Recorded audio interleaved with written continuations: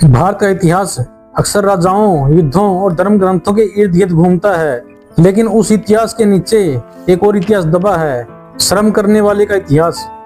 उसी दबे हुए इतिहास का एक नाम है चमार। यह कहानी किसी एक जाति की नहीं, यह कहानी है श्रम, जीवन, हिंसा और प्रतिरोध की।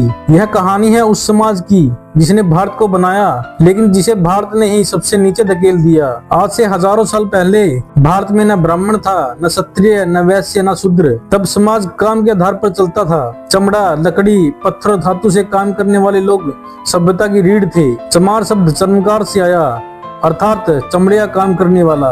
उस समय चमड़ा गंदा नहीं था, यह जीवन रक्षक सामग्री थी। ढाल, जूते, रस्सी, पानी की थैली, हथियार सब चमड़े से बनते थे। प्राचीन भारत में सैनिक बिना चमड़े के युद्ध नहीं कर सकता था। यात्री बिना चमड़े की थैली के पानी नहीं रख सकता था। यानी जिस समाज ने चमड़े को छूत कहा, वही समाज चमड़े पर निर्भर था। यह विरोधाभास यहीं से शुरू हुआ। जैसे जैसे खेती बढ़ी, जमीन पर कब्जे हुए, धर्म ग्रंथ लिखे गए, वैसे वैसे काम को शुद्ध अशुद्ध में बांटा गया।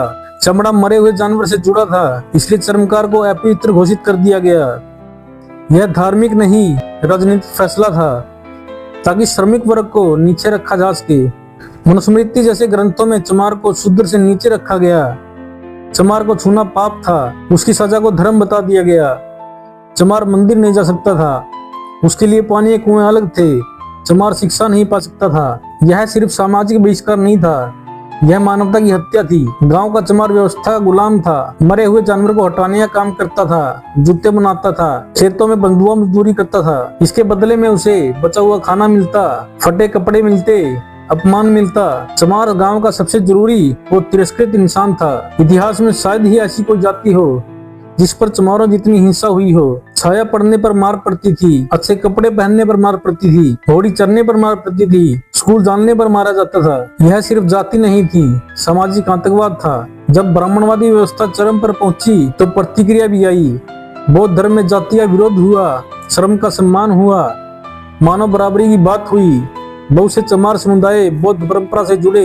भक्ति आंदोलन से भी चमारों में आत्मसम्मान की भावना जागी। रविदास जैसे संतों ने कर्म करने वाले को श्रेष्ठ बताया, जन्म से नहीं। संत रविदास चमार समाज के आत्मसम्मान का पहला बड़ा स्वर बने। मुगल काल में चमारों की स्थिति में थोड़ा बदलाव आया। मुगल काल में जाति तो रही, लेकिन धार्मिक आतंकवाद कम नहीं हुआ। चमार सैनिक बने, कारीगर बने, शहरों में आए, लेकिन सामाजिक बराबरी यहाँ भी नहीं मिली। शोषण का रूप बदला, लेकिन शोषण खत्म नहीं हुआ। अंग्रेजों के समय चमारों की स्थिति 1857 के बाद भारत पूरी तरह अंग्रेजी शासन के अधीन हो गया।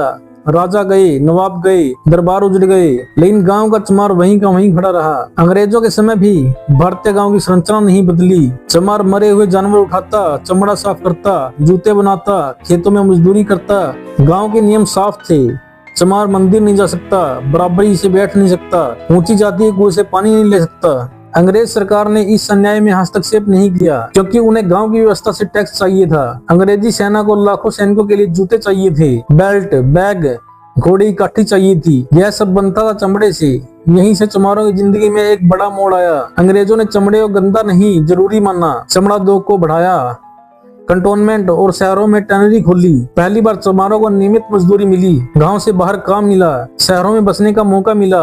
यह आर्थिक बदलाव था, सामाजिक नहीं। अंग्रेज बहुत चालाक थे, उन्होंने जाति व्यवस्था को तोड़ा नहीं, बल्कि उसे रिकॉर्ड में कैद कर लिया। 1871 जनगणना में चमारों को अलग कास्ट के रूप में दर्जा दिया गया। उन्हें डिप्रेस्ड क्लास कहा गया। यह पहचान एक तरफ दमन का दस्तावेज बनी, दूसरी तरफ भविष्य में अधिकार का आधार भी। अंग्रेजों ने जाति को हथियार बनाया ताकि भारतीय समाज बटा रहे। गाँव के मुकाबले शहर अलग थे। शहरों में मंदिर की दीवार थोड़ी कमजोर थी, जातीय पकड़ थोड़ी ढीली थी। मजदूर सिर्फ मजदूर था। चमार फैक्ट्रियों में गया, रेलवे में काम करने लगा, सेना के लिए सप्लाई करने लगा। यह पहली बार उसे छूने से कोई मर नहीं जा रहा था, उसे टाइम से मजदूरी मिल रही थी। यह आत्मसम्मान की शुरुआत थी। अंग्रेजों ने स्कूल खोले, मिशनरी शिक्षा शुरू की। कुछ चमार परिवारों ने बच्चों को स्कूल भेजा, लेकिन ऊंची जातियों ने विरोध किया, मारपीट हुई, स्कूल से निकाला गया, क्योंकि पढ़ा लिखा चमार सवाल पूछेगा। और यही अंग्रेजों को भी लगा। उस समय भारत में एक और शक्ति सक्रिय हुई, ईसाई मिशनरी। इतिहास ने इन्हें अक्सर धर्म परिवर्तन कराने वाले के रूप में दिखाया, लेकिन सच इससे कहीं और गहरा था और कड़वा भी। ईसाई मिशनरियों के आने से पहले चमार अछूत घोषित थे।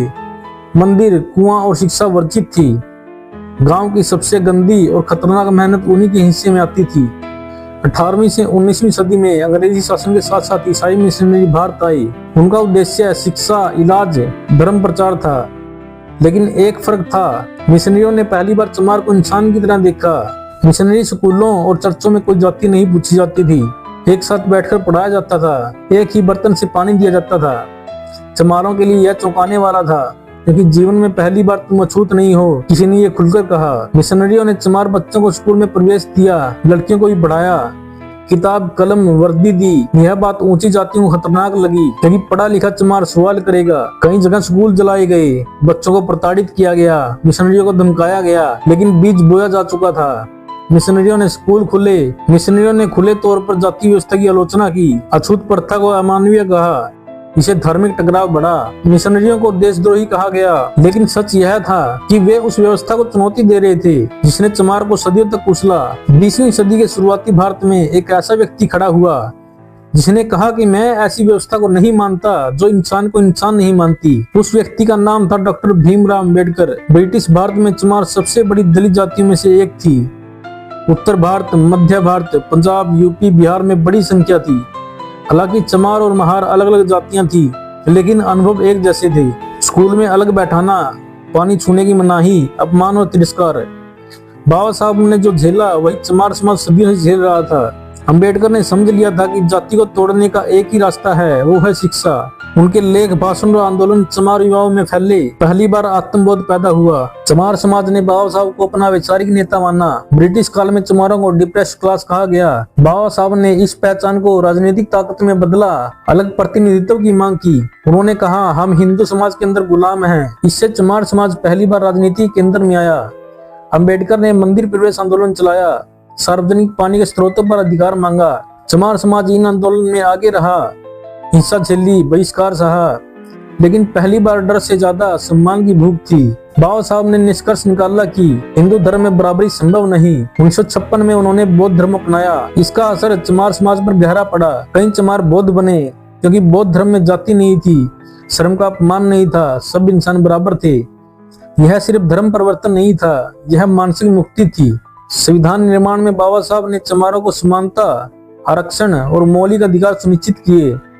इससे चमार समाज को शिक्षा का रास्ता मिला, नौकरी का मौका मिला, कानूनी सुरक्षा मिली। इतिहास में पहली बार राज्य ने चमार को इंसान माना।